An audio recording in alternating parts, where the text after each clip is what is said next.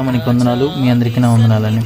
ప్రభు మనకి ఈరోజు ఇచ్చిన వాగ్దానం కీర్తన గ్రంథము 5వ కీర్తన 7వ చరణం.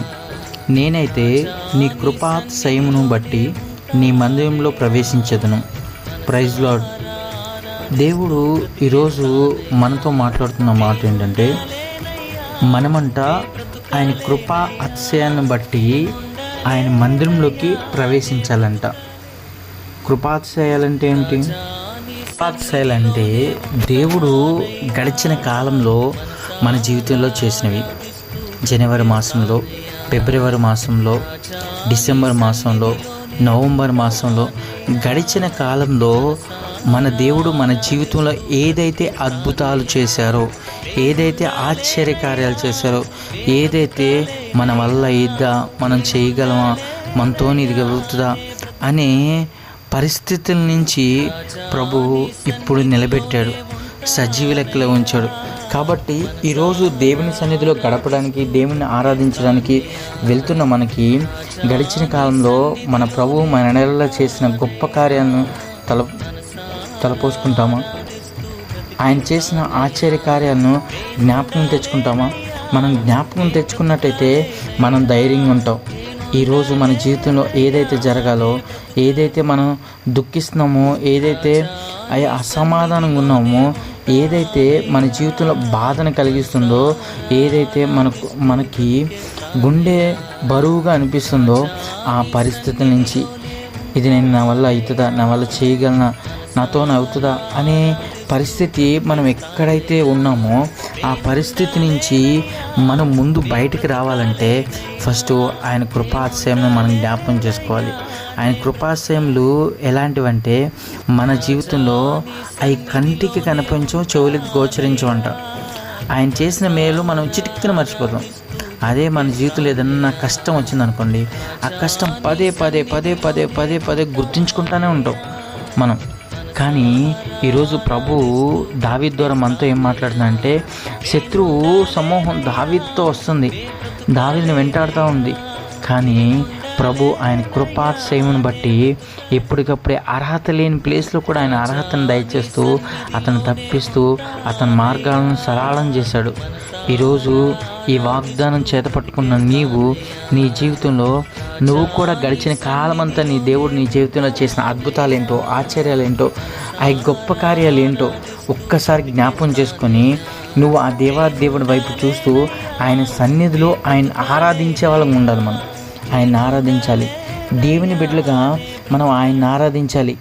ఈ వచనంలోనే అంటున్నాడు, నీ ఎడల భయభక్తులు కలిగి నీ పరిశుద్ధ ఆలయం దిక్కు చూచి నమస్కారం చేసేదను. ఇక్కడ ఏమని చెప్తున్నాడు? నీ ఎడల మేము భయభక్తులు కలుపుతామంట, అలాగే పరిశుద్ధాలయం దిక్కు చూచి నమస్కారం చేస్తామంట. మనం మొదటగా ఆయన ఎడల భయభక్తులు కలిగి జీవించాలి.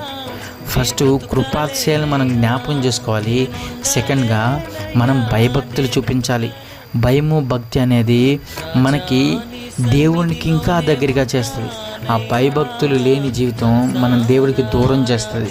ఈరోజు నీ దేవుడు నీ జీవితంలో అంతకుముందు నీ జీవితంలో ఏదైతే అద్భుతాలు చేశాడో, అంతకుముందు ఏదైతే నీ ఎడల ఆశ్చర్య కార్యాలు చేశాడో, ఏదైతే నీ ఎడల ఆయన ఊహించిన కార్యాలు చేశాడో, ఆ కార్యాలని నువ్వు తలపోసుకుంటావా?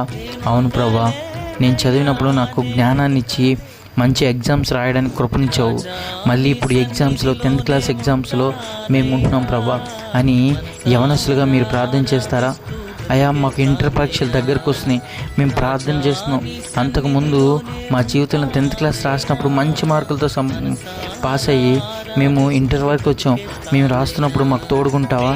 డిగ్రీలో ఉన్నవాళ్ళు ఇంటర్లో మాకు మంచిగా తోడుకున్నావు ప్రభా, డిగ్రీలో కూడా మాకు తోడుకుండవా అని అడుగుతారా? అలాగే కుటుంబ జీవితంలో కూడా మన జీవితంలో అంతకుముందు నా బిడ్డ ఎడల, నా ఎడల, నా కుటుంబ ఎడల, నా ఆర్థిక పరిస్థితుల ఎడల, నా అనారోగ్య పరిస్థితుల ఎడల మీరు ఎంతగానో కృప చూపించారు అని మనం అడుగుదాం. అడిగినట్లయితే ఆ దేవాదేవుడు మన జీవితంలో ఏదైతే కొదువు ఉందో ఆయన సన్నిధి కాంతిలో ఉన్న ప్రతి మహిమ ఐశ్వర్యాన్ని మనం పొందుకునే వాళ్ళుగా చేయను గాక. అట్టి కృప దేవుడు మనందరికీ దయచేయను గాక. ప్రేమ కలిగిన తండ్రి, కృపామయ, రాజా రక్షక నీకు వందనాలు స్తోత్రాలు నాయన. అయ్యా ఈరోజు మేము ఎంతగానో ప్రభా మా ప్రయాణాల్లో ఉద్యోగంలో అయ్యా మేము మీ సన్నిధికి దూరం అవుతున్నాం ప్రభా. కానీ ఈరోజు మేము నీ సన్నిధికి దూరం కాకుండా నీ సన్నిధిలో ఉన్న మహిమని, నీ సన్నిధిలో ఉన్న కృపాశయాల్ని అయ్యా మేము పొందుకోవడానికి సహాయం చేయండి. భయభక్తులు కలిగి నీ సన్నిధిలో ఉండడానికి సహాయం చేయండి. భక్తిహీనులుగా కాకుండా, భక్తి లేని వారంగా కాకుండా భక్తి పరులుగా మేము ఉండడానికి సహాయం చేయండి. మా భక్తి మాకు ధైర్యం పుట్టించే విధంగా ఉండడానికి కృప చూపించండి. అయ్యా ఈరోజు నీ ఆరాధనలో పాల్పంచుకుండగా నీ పరిశుద్ధ ఆలయంలో మేము అయ్యా ప్రవేశించుతున్నప్పుడు ప్రభా మాలో ఉన్న ప్రతి కల్మషాన్ని కడిగివేయండి. ఆ కల్మషాన్ని తీసివేసుకొని స్వార్థపు స్వభావం, స్వార్థపు ఆలోచన తీసివేసి కృపామయ, కృప కలిగిన మాటలు, దయ కలిగిన మాటలు, కృపా సత్య సంపూర్ణమైన మాటలు మా ఎడల నడిపించి కృపలో మమ్మల్ని జ్ఞాపకం చేసుకుని ఘనత మహిమ ప్రభావాలు మీరు మాత్రం పొందుకొని యేసు పరిశుద్ధ నామమున వేడుకున్నాను తండ్రి. ఆమేన్.